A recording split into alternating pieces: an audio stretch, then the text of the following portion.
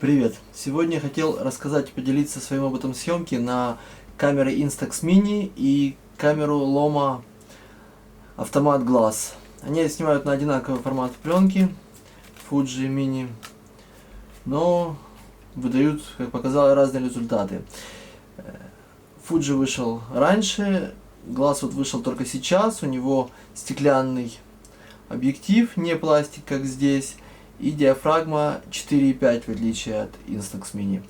Плюс здесь довольно богатая комплектация, здесь есть close-up линза, есть пульт, есть сплитзер, есть фильтры для вспышки, 4 штуки разных. У Instax Mini этого нету, есть зато шнурочек и есть еще масса нюансов, о которых сейчас вам расскажу. В размерах они практически одинаковые, но есть масса нюансов. Видно, да, из-за объектива это чуть-чуть Loma больше. И по качеству пластика мне больше нравится Fuji. Ну, это субъективно, как кому. Теперь смотрите по отличиям. Вспышки. Они, в принципе, по мощности, я думаю, приблизительно одинаковые. Единственный нюанс, что в Loma можно ставить фильтрики. Это плюс в сторону Loma. Можно ставить фильтрики и снимать с фильтриками. Кнопка спуска, которая одновременно является зеркалом, можно делать селфи. Включение, и объектив выезжает здесь, включение производится просто поворотом.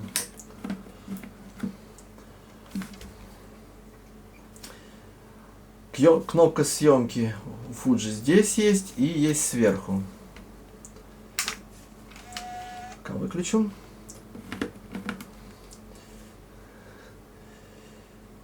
Датчики.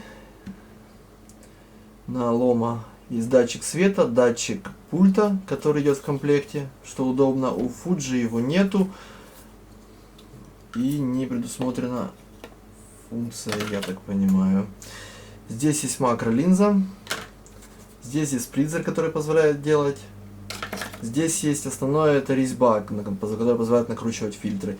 Здесь же на Fuji резьбы никакой нету, и делать половинчатые кадры это все больше и больше к Loma камерам. Теперь смотрите дальше. На Fuji используется аккумулятор. Здесь же используются батарейки, которые в комплекте не идут, их нужно докупать, это доп. Расходы. Как по мне, это минус, батарейки не очень удобно. Здесь же аккумулятор, который показывает уровень заряда, которого хватает на больше, чем 100 кадров. Видно заряд батарейки. Здесь есть экранчик, на Loma никакого экранчика нету, все управляется через...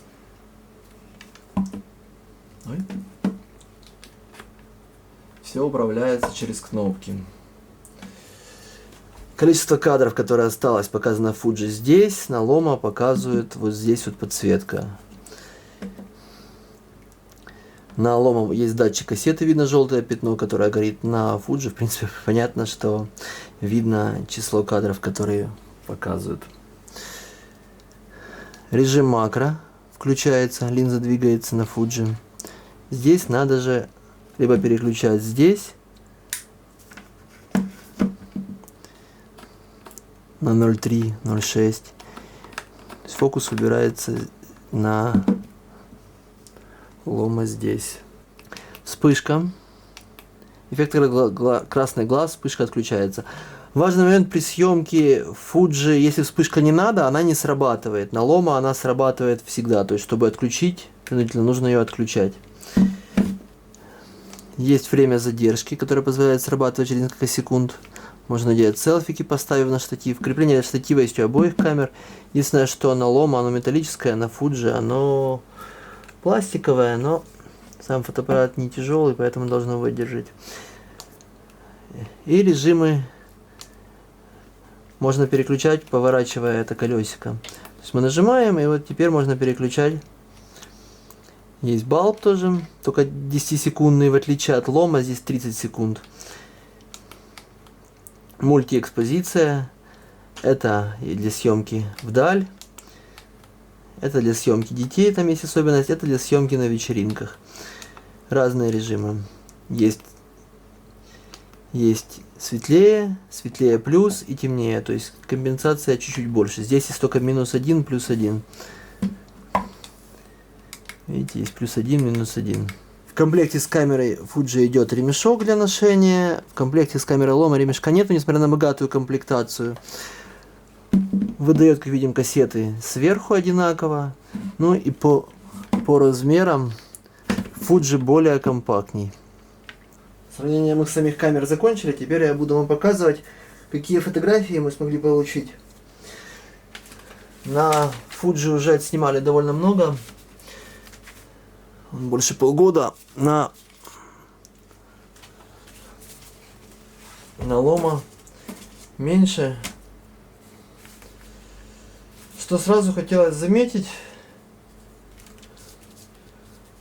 у Loma камер есть довольно сильная виньетка. Есть виньетка, которая отличает их от Fuji. Я виньетку такого плана не очень люблю. Вот видно фотографии, да, которые не очень от этого выигрывают. Ну, давайте по порядку. Сначала про Loma. Вот здесь практически два одинаковых портрета. Как видим, очень сильно синит камера, если снимать в тени. То есть эти два кадра сняты в тени, без прямого солнечного света, и получается весьма темные, еще и с виньеткой. Получается вот такие. Вот эти кадры, портреты сняты уже на солнце.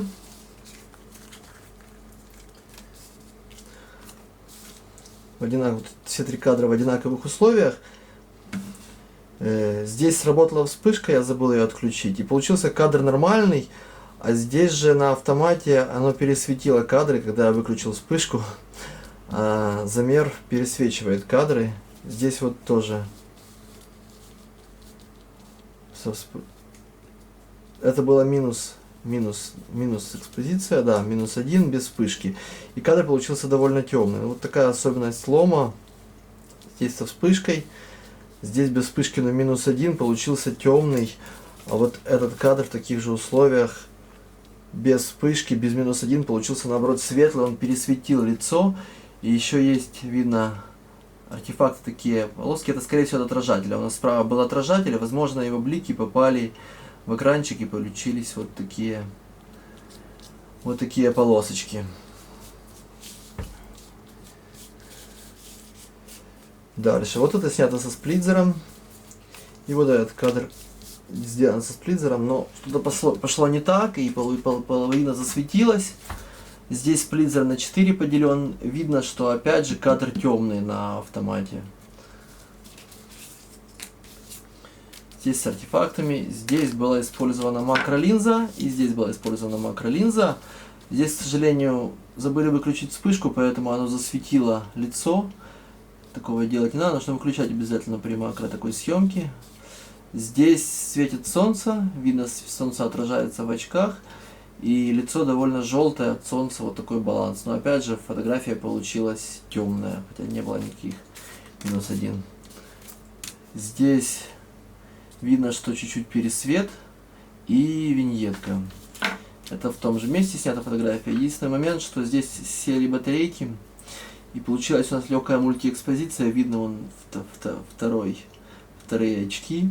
Но, на удивление, пересвета не получилось. Что же до Fuji? Здесь гораздо больше фотографий.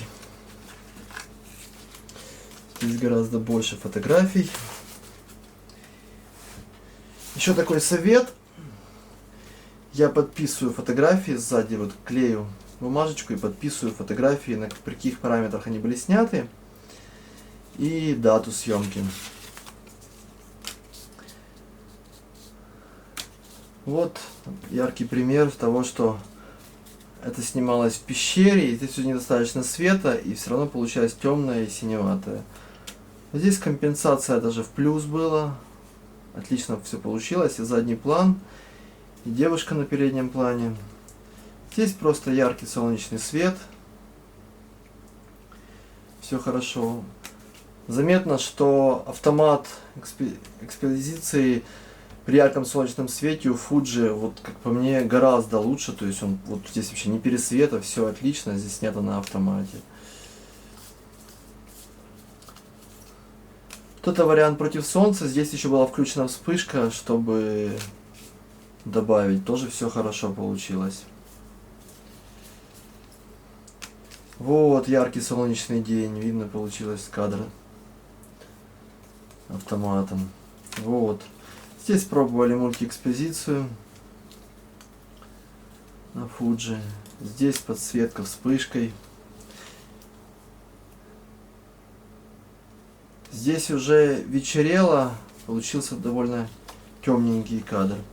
Вот яркий пример, холодный кадр, когда недостаточно света, но он получился такой с настроением. Это уже закатное время, вот в том же лесу, когда светит солнышко, получилось весьма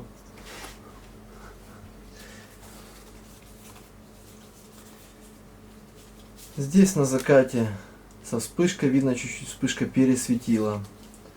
Здесь вот та же самая фотография без вспышки, видно, что силуэт темный. Примеры мультиэкспозиции очень хорошо выходят. Здесь вот видно, что солнце светит и немного не хватает. Еще раз мультиэкспозиция такого плана. Вот здесь фотография с пенечком. Это одни и те же фотографии, просто здесь по параметрам здесь сработала вспышка на автомате, и она не добила просто до этого пня, он был довольно далеко. И получилось, что он вообще темный. Здесь уже вспышка отключена и стоит L++ на Fuji, что позволило вытянуть и снять ее. Вот так она приблизительно и была. Здесь против солнца, здесь вот яркий солнечный день, белый фон. И практически нету засветов, то есть автомат на Fuji очень хорошо справляется. Здесь небольшая подсветка вспышкой переднего плана, здесь тоже мультиэкспозиция. Это вот пример селфи, не очень удачный, потому что вверх ногами получился. Это с непривычки один из первых кадров был. Здесь закатное солнышко. Особенность еще, что пленки...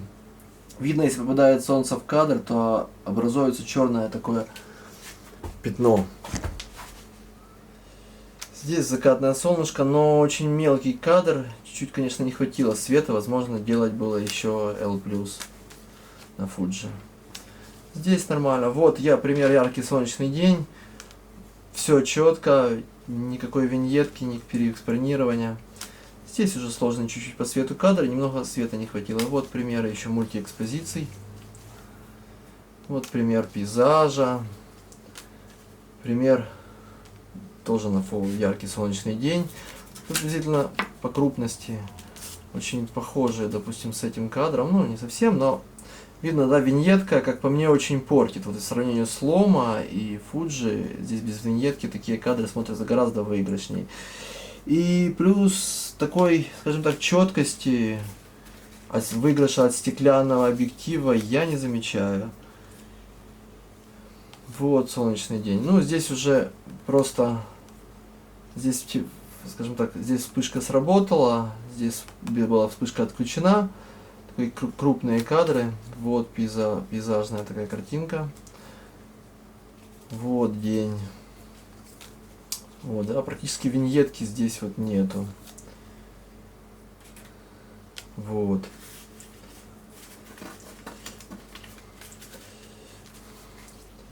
Вот на ярком солнце. Общий совет, конечно, всю вот пленку Fuji, она рассчитана по балансу явно на солнечный день, то есть снимать при ярком солнечном свете. Вот очень много примеров кадров. Очень хорошо, когда ярко светит солнце, цвета получаются яркие, насыщенные. Вот такого плана фотографии. Здесь небольшой недосвет. Ну, это не получилось, здесь было очень просто темно. И вот пальмы, да, хорошо получились, яркий солнечный свет. Вот это вариант ночной съемки со вспышкой, плюс сзади огонечки добавляются, это съемка вечеринки. Здесь вот на закате, вот пейзажики разного плана. Вот опять же солнечный свет, получается цвета нету синевые, вот пейзажи. Вот, очень не люблю этот кадр, мультиэкспозиция.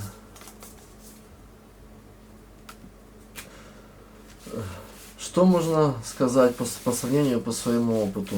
Как видим, кадры на Fuji получаются не менее резкие, чем на стеклянный объектив от Loma. То есть я для себя выигрыша в стеклянном объективе, больше резкости я не увидел. Мне кажется, может быть, здесь ограничения пленки идут уже самой Fuji, потому что по резкости я разительной разницы не вижу. Резкие довольно картинки и на Fuji получаются, и на Loma. Минус Loma, что нет, вернее, что есть виньетка, а на Fuji ее нету, это, мне кажется, выигрышный. Плюс Loma камеры, что, во-первых, можно накручивать какие-то фильтры. Здесь фильтры использовать, проблематично будет. Можно использовать фильтры для вспышки. Можно использовать ручной режим bulb на 30 секунд, а если с мультиэкспозицией, то и дольше. Плюсы Fuji, что все-таки аккумуляторы, и не надо париться по поводу дорогих батареек, искать их, сразу видим заряд, хватает их надолго, и сразу видно количество кадров. В принципе, и здесь видно количество кадров. Управление вспышкой, макрорежим. Удобно, что есть две кнопки спуска. Основные советы, которые хотелось бы еще дать из личного опыта. Вот, я не знаю, насколько вам нравится макролинза, снимать вот такие рыбки. Мы попробовали, нам не очень понравилось. Может быть, кто-то найдет свои применения. Что насчет сплитзера? Сплитзера штука прикольная, но получается вот такие кадры можно делать, комбинировать. Я думаю, я еще что-то попробую снять. Эта штука интересная. К сожалению, на Fuji ее не поставить, потому что нет резьбы на объектив. Пульт тоже хорошо. В Fuji можно поставить на штативе, поставить задержку по времени. Дальше. Снимать в яркий солнечный день.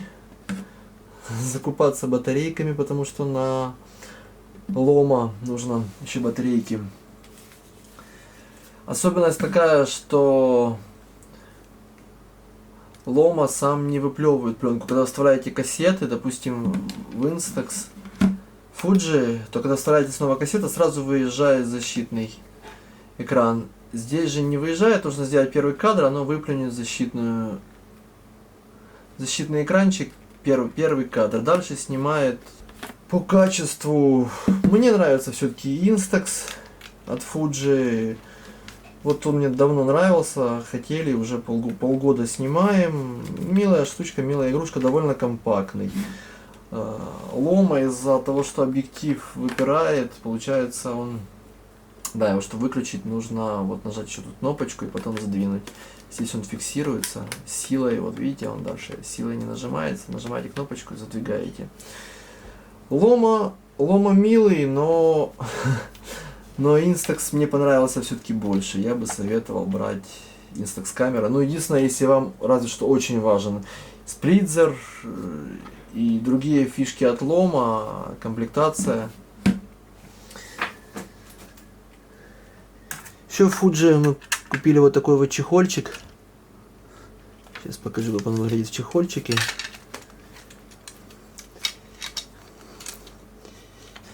Закрывается. И вот так вот выглядит. Можно носить с защитой. Кнопки доступны. Недорогой, дешевый. Можно его раскрасить под свой вкус и цвет. Есть кожаные варианты. Что еще хотелось показать. Здесь идут примеры фотографий в Loma в комплекте. Но здесь почему-то виньетки у них нету. То есть вот у них фотографии, которые идут практически без виньетки. Вот видно. Вот видно мультиэкспозиция. Ну, вот это, конечно, хороший бонус комплектации, что люди начинающие могут... Видно, да, что оно очень синит здесь. Это просто карточки. Это карточки на картоне, это не фотографии, но как инструкция к действию очень полезно. Спасибо за внимание. Надеюсь, обзор и сравнение вам было полезно. Если есть какие-то вопросы, задавайте, постараюсь ответить в комментариях.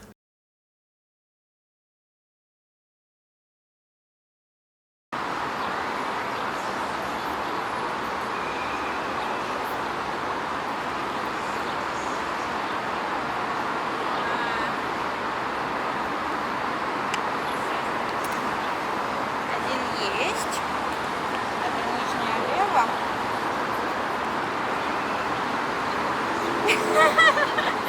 Надо еще понять, какой. Получается, это нижняя право теперь. Нижняя право. Теперь мы открываем. Зачем я это сделала?